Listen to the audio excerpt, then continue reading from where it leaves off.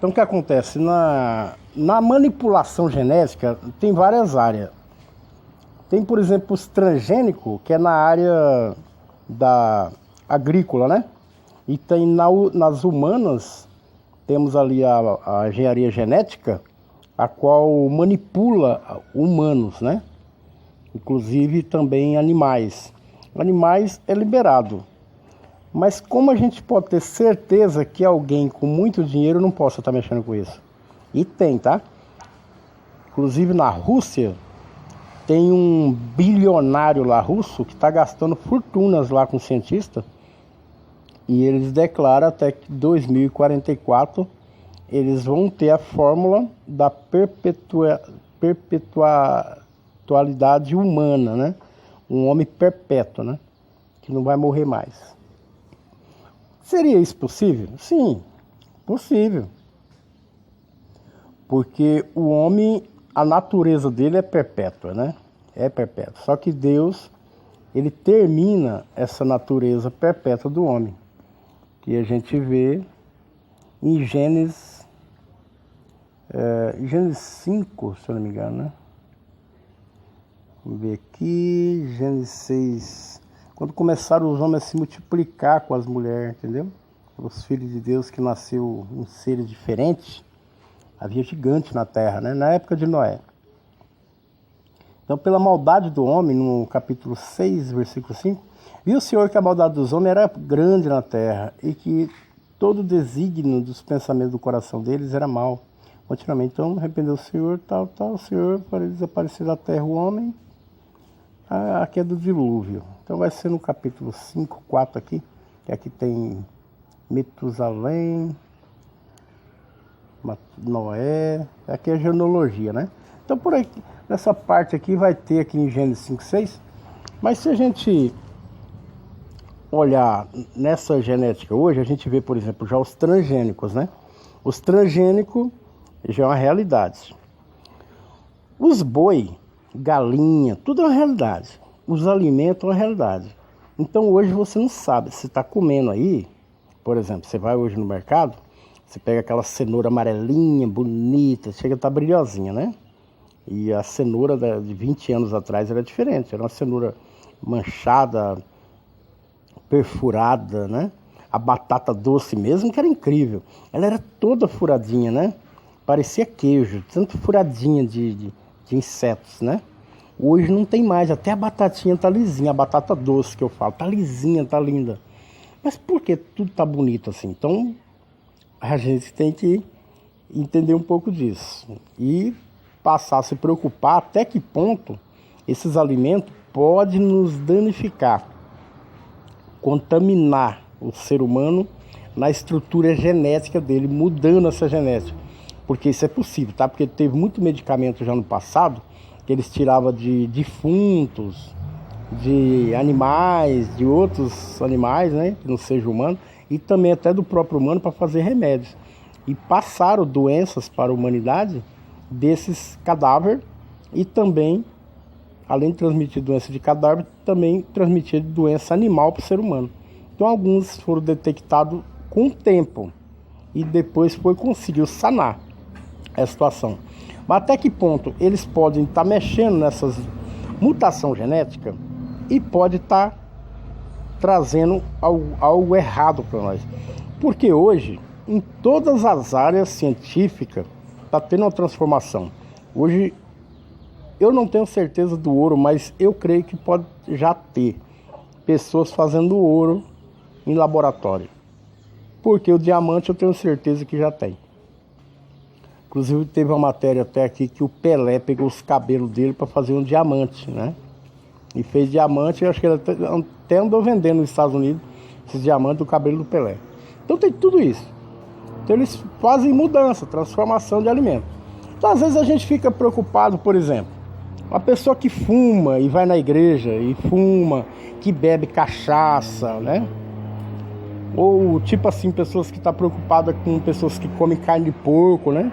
Um alimento, um peixe com couro, animal que não rumina, que não tem a unha fundida e tal. Então essas coisas todas, tipo um pato, né? E às vezes ele está colocando na mesa dele o quê? Uma Coca-Cola, um salgadinho, né? Produtos que não dá em árvore, um produto que vem de fábrica. Que essa era uma preocupação desde a década de 70, né? Com os enlatados, embutidos, né? Produto modificado em indústria, né?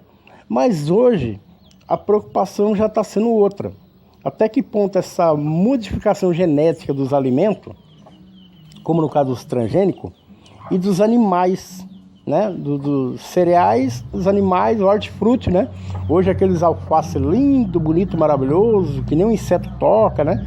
Então, se o inseto não toca, nós podemos tocar? Então, hoje a gente entende um pouco mais de flúor, né? A respeito do próprio cloro, né? Quando você toma banho quente, sai aquela fumaça, né? Hoje nós sabemos que o cloro, com um contato da água, ele sai um vapor quando a água é aquecida, e esse vapor é tóxico. O flúor é tóxico, nós sabemos. Então, coisas que eles falaram que era ruim, por exemplo, a gordura de vaca ou de porco, o ovo, que está caindo por terra. Saiu um tempinho desse aí, um lançamento em todas as farmácias, foi o maior auê, né? Que era para emagrecer, que era o óleo de coco. Esse pessoal da saúde, da medicina, da área da medicina, que eu esqueci o nome de um órgão que é o regulador. O AB regula os advogados e tem não sei o que dos médicos lá, entendeu? Que regula a medicina. Eles entraram com ação na justiça proibindo esse óleo de coco, né? Mas última pesquisa feita em quase o mundo inteiro, tem um doutor Lair Ribeiro, tem vários vídeos dele a respeito disso aí, falando que o óleo de coco é o segundo alimento. Não, o primeiro é o ovo, mas ele tem que ser cru, né? E o segundo, o óleo de coco. Entendeu? Então, o óleo de coco e o ovo é os dois alimentos, o melhor alimento do mundo, né? Segundo ele. Que antes eu conhecia como sendo o milho, né? Que tem as propriedades mais compostas para os nossos organismos, sais minerais, vitamina, proteína, tudo quanto é coisa, né? Então, agora tem o óleo de coco e o ovo. Mas nós tomamos muito óleo, né? Esses óleos modificados, o leite. Você vê, o leite, o nome do cara não sei o que, Pasteur, que esse Pasteur que criou. Ele criou esse choque térmico no leite que chama pasteurização, né? Essa pasteurização é um choque térmico. Ele eleva a temperatura do leite e joga essa temperatura para baixo bruscamente para matar as bactérias. Só que é o seguinte, após esse choque térmico, esse leite ele se transforma em um outro produto, entendeu?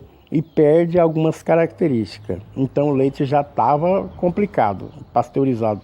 Agora vem o leite, esse LFT aí, a embalagem longa-vida, que já é outra complicação, né? Você vai pegar um leite e deixar ele 1 ano. Aí tem várias outras coisas, tem sopa, que você põe aí uma sopa com 2 anos de validade, pra você só jogar uma água fervendo nela e comer. E vários produtos, como galinha, né? Que hoje o frango, com 25 dias, eles estão matando. O frango sai piano para o abatedor. E agora tem o boi, né? Agora não, faz hora que tem os boi precoces também. Esses novilhos precoces, eles são abatidos com 1 ano e meio.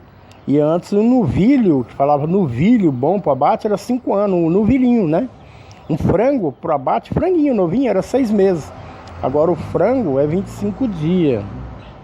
O boi, 1 ano e 2 meses, 1 ano e meio, né? O 2 anos é boi errado, 2 anos e meio então é boi super errado, né? Eles nem abatem com essas idades mais, é idade bem baixa, hoje os boi precoces. Então, até que ponto essas mudanças nos organismos desses animais pode trazer para nós uma boa saúde? Porque o ser humano, ele é dominante, ele sempre quer dominar. Então, ele quer dominar na espiritualidade, na religião, né? E ele quer dominar também outros, tanto na medicina quanto na agricultura, pecuária, o fim de domínio público econômico, controlando a massa. E agora tem essa outra fase que está vindo, que é da imortalidade, e esse questionamento de vários líderes mundiais questionando a respeito da quantidade de população da Terra. E com mais essa pesquisa lá, chegando com o resultado do genoma humano que foi feito da década de 90 para cá, com a codificação genética e com essas mutações que está tendo, pode haver um homem que dure mais. E o que acontece? Com a falta de humanismo, com a falta de amor do ser humano, por exemplo, você, às vezes, na religião, você conhece aí muitas religiões, tem religião que é contra outra religião, e as pessoas declaram a morte sobre si, sobre um, sobre o outro. No caso do islamismo, o judaísmo, o cristianismo, nessa guerra, né? Na guerra, se deixar, por exemplo, o judeu liberado, sem arma, sem nada, colocar ele no campo e soltar os islãs, ele mata tudo. E sabe, e se... Não, o judeu é até mais tranquilo, eles mais se defendem. Mas os islãs são agressivos. Mas essa agressividade tem no cristianismo também. Nós não podemos esquecer das eras das trevas, que aquilo era cristão. Os cristãos dominaram do ano 300 a ano 500, mais ou menos, a toda a Europa, toda essa região aqui, e matou muita gente. Foi muita gente dizimada, até mesmo os próprios cristãos matando cristão. Agora você imagina um poder na mão errada, como estava acontecendo lá com o Hitler, que eles conseguiram dominar, né? O Hitler estava fazendo essas manipulações também genéticas, mas com algo assim muito rudimentar, porque isso começa na década de 30, né? Mas enfatizar assim de uma forma mais concretizada. Mas para cá eles vêm modificando muito. E lá ele já mexia nessa modificação, como castração química e cirúrgica de homossexuais, judeus e lésbicas, não sei o quê, pessoas deficientes, pessoas que têm alguma doença grave, de nascença ou não, né? Como paralítico, pessoas paralíticas lá não tinha. Lá na Alemanha não tinha paralítico, viado, gay, essas coisas, judeu, cigano, não tinha nada disso, que eles eliminaram tudo, né? Até Testemunho de Jeová rodou naquela época lá, né? Então o que acontece? Tem pessoas que têm essa mente ainda de permanência. E a pessoa que, se ela tem esse controle da natalidade humana, ele vai preservar a família deles, né? Então, pode ser que venha, porque hoje está tudo muito unificado. Você vê até mesmo a religião. Toda religião é unificada em centros, né? Então, a religião oficial... tem uma religião que é a cristã, né? O cristianismo é uma religião, o cristianismo. Quem representa o cristianismo é o Papa. E o Papa está ligado à ONU, ligado ao mundo inteiro. Então, você pode ver que na chegada do anticristo vai ter uma unificação de poderes, tanto religioso quanto o exército, a economia mundial, tudo. E hoje já está tudo preparado, porque se o Papa declarar a Igreja Católica única de novo, e sendo cristão, tem que se unificar a ela. E hoje, com esse poder aquisitivo que hoje tem os grandes líderes cristãos, né, protestantes, eles não vão querer perder as fortunas deles, porque está tudo coligado, por causa da ideologia. Eles vão todo mundo entrar no catolicismo, se unir a eles, como foi feito antigamente, né?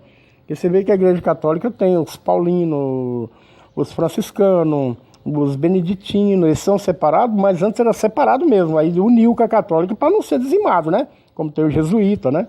Que era o antigo templário, aqueles antigos pessoal lá antigo.